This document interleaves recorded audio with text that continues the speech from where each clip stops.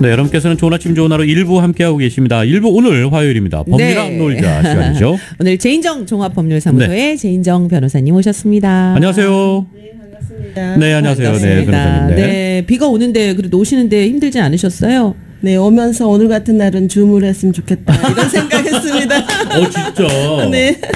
야, 진짜. 그러나 오셔야 됩니다. 그러나 오셔야 됩니다. 많은 분들이 네, 발걸음을 이쪽으로 옮겼습니다. 네, 알겠습니다. 스튜디오에 오셔야 또 그렇죠. 네, 많은 네, 분들이 맞아요. 기다리고 계시니까요. 지난 네. 방송에서는 이제 미혼모나 또 재혼한 가정의 미성년자가 이제 친자가 아닌 경우 또 이제 양부모, 또 양자녀를 입양해서 미국에서 이제 입양한 부모 이름으로 새롭게 출생 기록을 만들 수 네네. 있다 이렇게 설명을 해주셨는데, 근데 또 이제 요즘은 친인척 외에도 미성년 자녀를 뭐 고모, 삼촌, 뭐 작은아빠, 작은엄마 뭐 이런 네. 식으로 해서 그렇게 그런 가족들을 경우도. 입양하는 케이스가 굉장히 많다고 들었어요. 네, 그런 건 저희가 또 어떻게 이제 실제로 가능한지. 한국 분들을 이제 이민 수속이나 가정법을 많이 도와드리고 있잖아요. 네네. 뭐 한 몇십 년 동안. 어. 그래서 결혼을 해서 지난번에 말씀드린 것처럼 내 친자가 아니지만 가족을 이루어서 살기 위해서 배우자가 결혼 이전에 낳았던 자녀들을 입양하는 경우가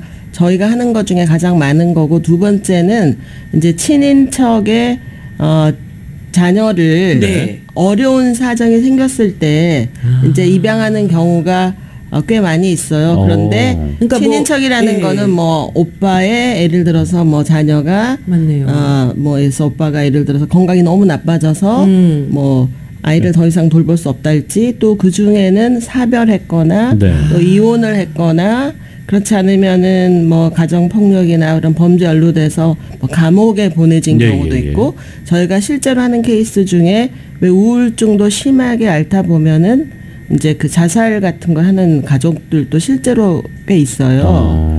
그러면은 이제 그 가정이 그 행복한 가정을 더 이상 이루기가 너무 어렵고, 그렇죠. 돌볼 사람은 없고, 예를 들어서 한국에 뭐 외할머니나 친할머니가 이렇게 좀 봐주시는데 경제적 능력도 없고, 그러면은 이제 그 자녀를 미국에 있는 예를 들어서 뭐 고모나 뭐 예를 들어서 이모나 이제 이런 분들이 이제 입양을 해가지고 아이를 친자로 만들어서 이제 미국에 살게 하는 그런 경우가 저희가 실제로 하는 케이스 중에 두 번째로 많은 케이스예요. 입양. 그렇게 해서. 자녀. 네. 네, 그런데 이제 의외로 미국 시민권자만 미국 법에 따라서 입양을 할 수 있고, 네. 또 우리가 영주권자로 사시는 이민자들이 되게 많잖아요. 예, 예, 그렇죠. 그러면 영주권자들도 그런 가정에 여러 가지 불행한 일이 또 생기지 말란 법이 없으니까, 그렇죠. 제가 잠시 말씀드렸듯이 영주권자는 미국에서 입양을 하는 것이 아니고 한국에 나가서, 나가서요? 네, 한국에 나가서 한국 가정법원을 통해서 네. 그 친인척의 이제 그 조카들이죠, 대부분. 그렇죠. 또 조카가 아닌 경우는 이게 조카 관계가, 가족 관계가 있는 걸 우리가 relative adoption이라고 하고요. 네. 가족 관계가 있는 adoption. 그리고 또 어떨 때는 가족 관계가 전혀 없는 경우도 어답션 하는 경우가 종종 있어요. 뭐 친구의 혹시 딸이라든가 뭐 그렇죠. 그런 뭐 경우가. 친구의 딸이든 뭐 그렇지 않으면은 여기서 또 결혼을 했는데 이제 도저히 뭐 아이도 안 생기고. 그렇죠. 네. 네네. 예, 그러니까 이제 자녀는 또 키우고 싶고. 네네. 그런데 이제 또 한국 핏줄이 흐르다 보니까 외국인들 이런 거 입양하는 것보다는 이제 한국에 가서 한국인을 입양을 해와야 되겠다. 이제 이런 경우도 또 종종 있습니다. 네. 가족 관계인 경우도 있고 가족 관계가 아닌 경우도 있어요. 네네. 네. 그래서 이런 여러 가지 케이스들이 있는데, 입양하는 절차는 자세하게 얘기하는 거는 시간이 꽤 많이 필요하니까, 네. 오늘은 이제 이런 분들을 어떻게 미국에 데려오고 또 신분은 어떻게 해결하는지 이제 그런 거 위주로 잠깐 말씀드릴까 그래요. 예. 그렇죠. 그거 궁금해요. 예, 네. 일단은 이제 또 신분 그렇죠. 부분이 또 네. 많이 네. 궁금합니다. 네, 많은 분들은 이제 입양을 하면 뭐 가만히 있어도 그냥 자동적으로 시민권자가 입양을 했으니까 얘는 시민권자 되는 거 아니냐. 그렇게 생각하고 있죠. 저도 그렇게 생각했거든요. 네, 근데 그렇지 않아요.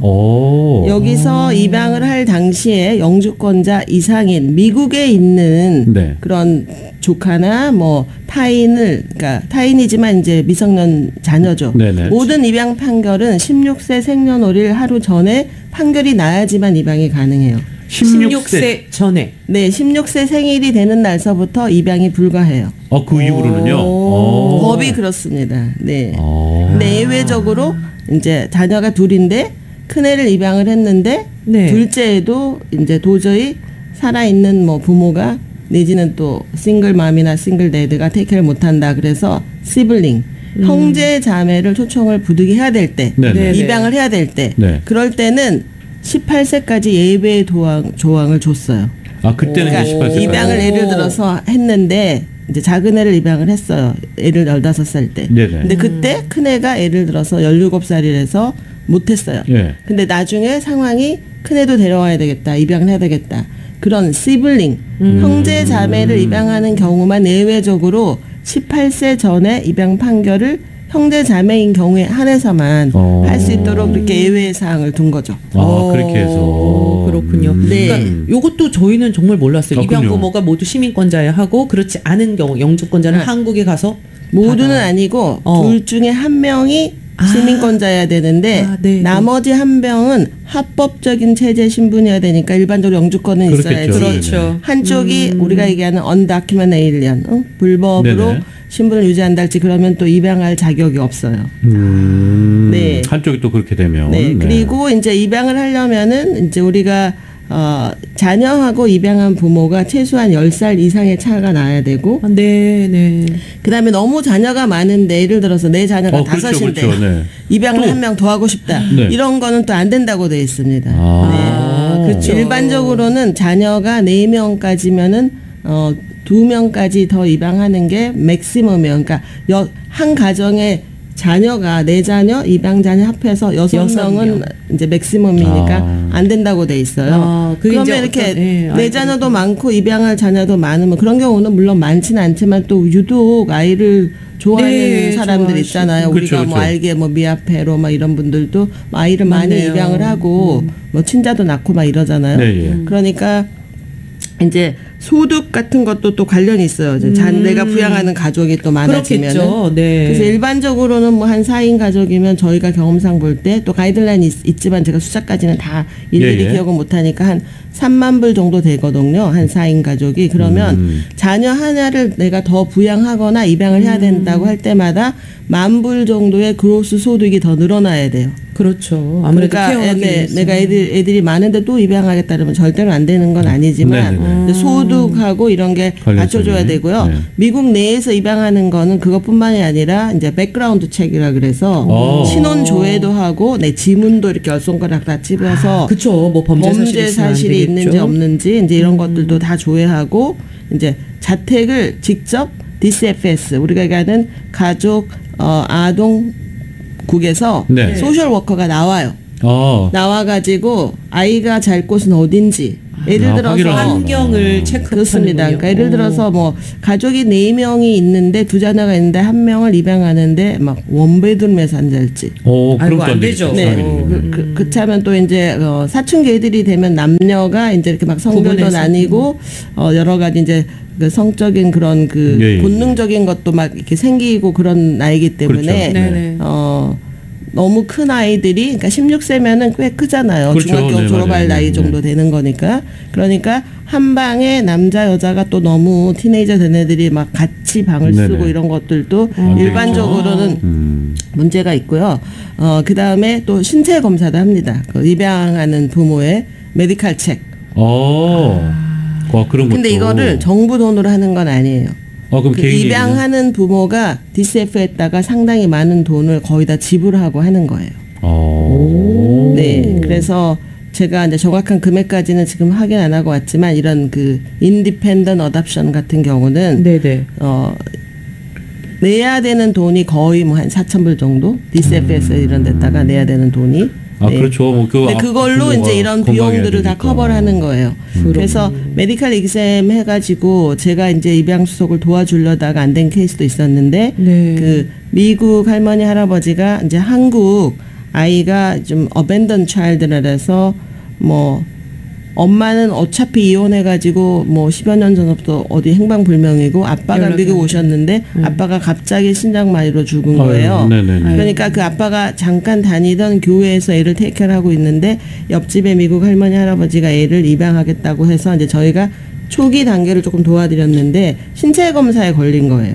그 어답트 하겠다고 하는 아빠가 좀 심한 우울증 치료를 몇 년째 받고 있는 거예요. 아, 그러면 또 힘들죠. 아무래도. 네, 그래서 이런 네. 우울증, 조울증, 그다음에 이런 그 앵자이어티 우리가 얘기하는 그 화가 나는 분노 조절 장애. 분노 조절 네. 장애 뭐 이런 기록이 있는 메디칼 기록이 있는 네, 사람들도 신체 검사에서 입양이 안 된다고 판결이 돼서 그 경우는 이제 입양을 꼭 하고 싶어 했는데 자녀가 없어요. 경제적으로도 여유가 근데 그럼 있고 안 되는 거죠. 이제 그 근데 아이가 살고 있던 옆집에 있던 사람이니까 자주 이렇게 보고 갑자기 아빠가 돌아가신 거 이런 걸 보고 이제 자기가 애를 입양하겠다고 했는데 그 남편분이 이제 심한 우울증을 오랫동안 약 처방받고 이런 것 때문에 이제 입양이 안 된 경우도 있었어요. 그러니까 두 분 중에 한 분이 그런 병력이 있어도 안 된다는 네, 말씀이시죠. 그리고 부부가 예를 들어 나는 입양하고 싶은데 배우자가 반대하면은 안 되잖아요. 아, 그렇죠. 네, 그래서 피티션은 보통 이제 조인트를 하지 않고 한 명의 US 시리즌이 보통 하지만 보통은 그 합법인 배우자가 시민권자이거나 영주권자인 배우자가 반드시 동의해야지만 입양을 또 할 수가 있어요. 근데 이제 이런 식으로 입양을 하는데 제가 말씀드린 것처럼 입양이 이제 수속을 해가지고 심수에 전에 만약에 판결이 났어요. 네. 그러면은 이제 영주권들을 신청해야 되는데 영주권 신청하는데 크게 이렇게 두 가지 길이 있는 거예요. 그 중심이 뭐냐면은 1993년도에 네. 헤이그 네덜란드에서 네. 헤이그. 네, 여러 나라가 이제 국제적으로 모여서 이 입양에 관한 합의를 한 거예요. 네. 그거를 여러 이제 우리가 규정이라고 해도 될까요? 네네 헤이그 네네네. 컨벤션 국제 규정. 어답션 그런 그 컨벤션이 있었는데 이제 그게 해가지고 왜냐면 아이들의 세이프티 사실 옛날에는 아이들이 유괴될 수도 있고 또 입양이란 걸 맞아요. 해가지고 아이들이 또 잘못된 것들도 실제로 많이 그렇죠. 있었기 네네. 때문에 그 아이들이 입양하는 과정에서 국제적으로 협력 체계를 만들고 같은 법 시스템을 만들어서 안전하게 아이들이 입양하는데 이제 조인하는 그런 어그리먼이에요. 근데 한국 분들은 헤이그 컨벤션 어그리먼에 조인돼 있냐 이렇게 하나 물어본 분이 있어요. 네. 근데 한국은 그 이니셜 스테이지만 23년에 사인을 하고 아직 법 제정이나 이런 과정이 꽤 오래 걸리기 때문에 아직은 헤이그 컨벤션 그 어그리먼 조항이 해당이 있지는 않아요. 한국은. 근데 우리가 한국 분들 중에 캐나다 같은 데 이민 가신 분들 많이 있거든요. 예. 많죠. 근데 그 캐나다 같은 경우는 또 미국도 다 헤이그 컨벤션 어그리먼 그 조약 안에 다 가입이 돼 있어요.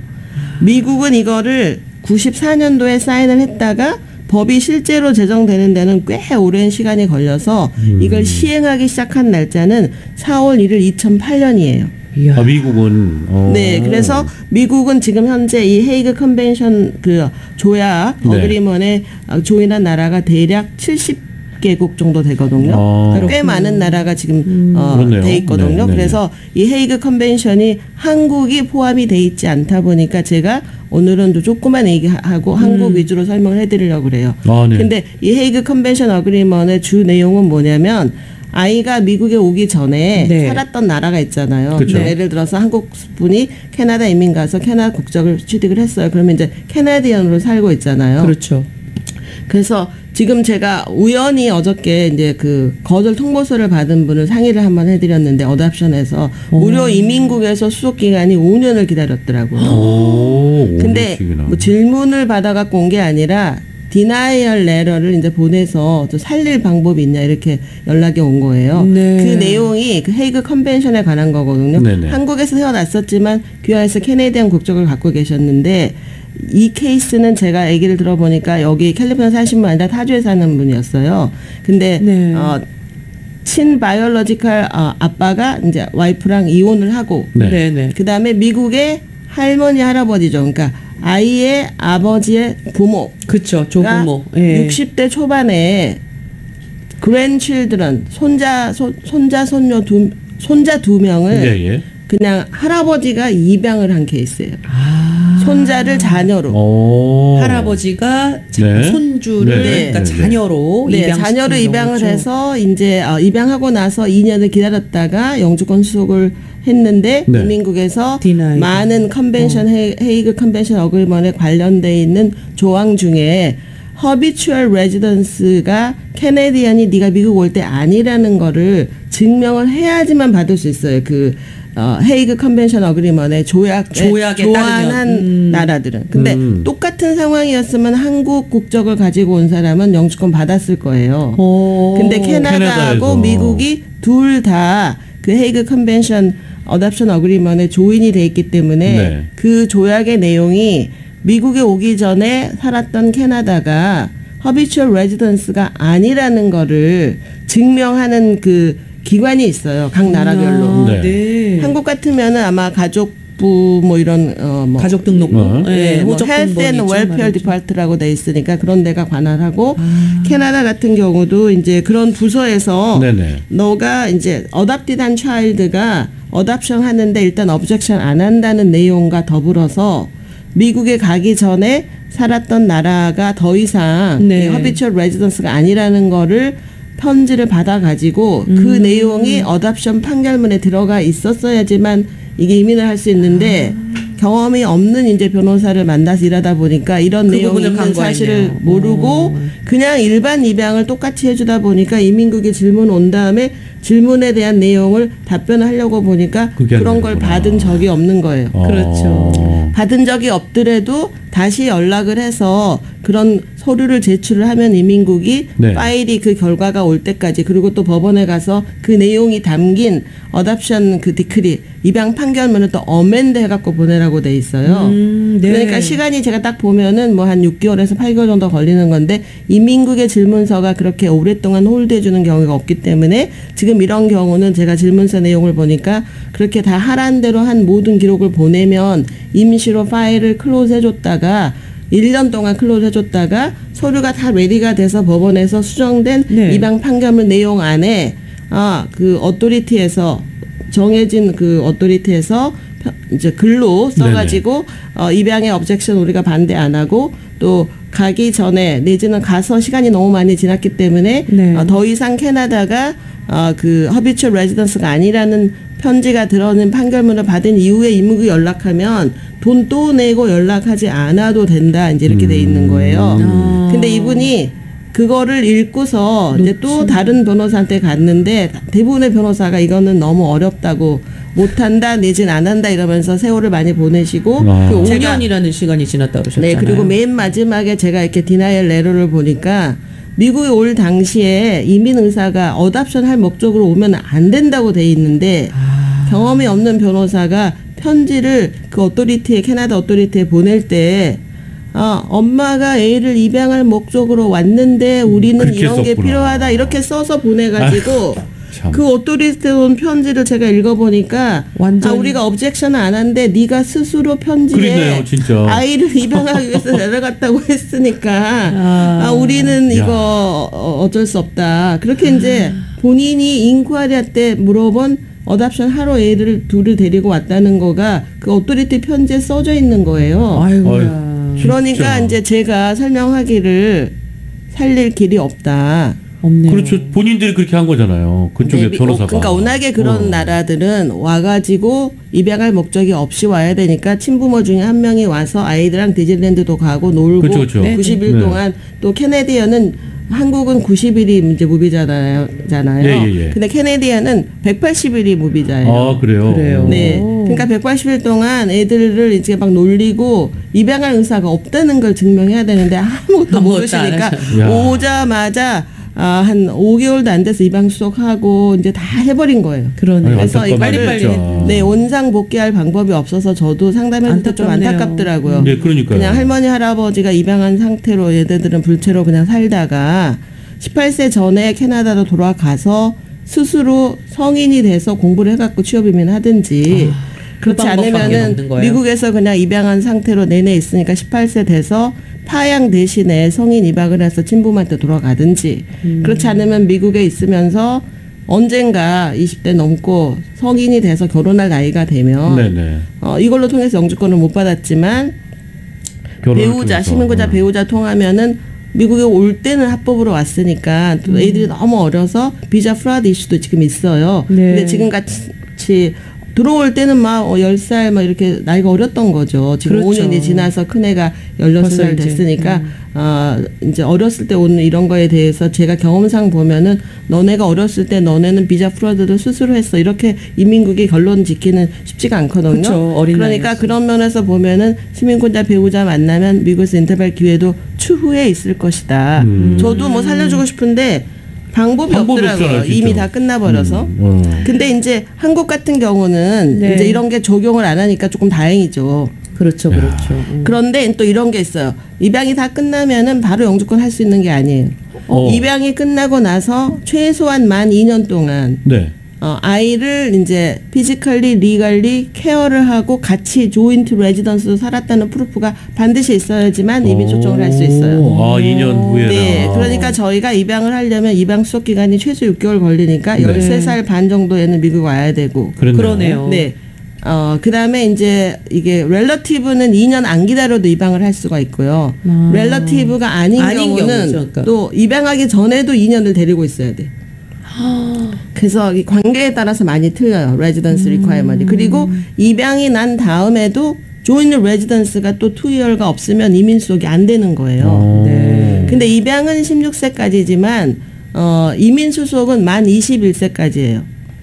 그러니까 입양이 16세에 나고 네. 2년 기다리면 얘가 18세가 그렇죠. 되잖아요. 네네. 그러면 18세 되면 이민 수속을 못하는 게 아니고 시민권자의 직계 자녀로 이민 수속하는 거는 입양한 자녀가 21세 전까지 할 수가 있어요. 그래서 2년 동안 이제 어떤 것들을 증명하냐면 제가 조금 전에 얘기한 그 캐나다 케이스도 또 이렇게 디나이를 써져 있는 거예요. 네. 아이를 이민 수속하기 전에 2년 전 서류를 보내야 되는 규정인데 그 청원자가 보낸 거는 다 입양한 이후로 파일한 것만 보내가지고 증거 서류도 불충분하다 이제 이렇게 써져 되겠지. 있더라고요. 네네. 그러니까 2년 동안 아이들이 사실 지네 이름으로 돼 있는 게 별로 없잖아요. 예, 그렇죠. 예, 예. 아이들. 그러니까 보통은 뭐 리스 어그리먼에다가 아이 이름 꼭 집어넣어야 되고 뭐 학교 교육 그러니까 학교의 보호자로 꼭 부모가 들어가 있어야 되고 그다음에 아이들은 뭐 치과 예방 접종 뭐 이런 그렇죠. 코비드 병원 테스트 기록. 병원 기록 이런 거 꼭 해야 되고 아이들이 또 엑스트라 커리큘러 같은 거 할 때도 한국 분들은 자꾸 현금을 주는 경향이 있는데